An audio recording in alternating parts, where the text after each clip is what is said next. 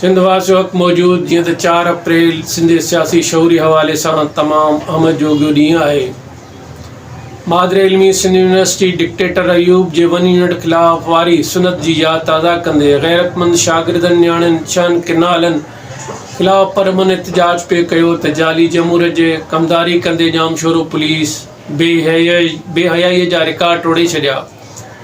परमन शागिर्दनि मथां तशद्दुद कयो वियो ऐं 10 शागिर्दनि खे गिरफ़्तार कयो वियो आहे। शर्मनाकीअ जो आलम इहो आहे त हिक तरफ़ सिंध में धाड़ेलनि खे छूट ॾिनी वई आहे, तोहफ़्स जे नाले ते पघारूं खाईंदड़ इदारा पुलिस धाड़ेलनि खे पकड़ण रस्ता रोक करण लाइ अंधा ऐं बूढ़ा आहिनि।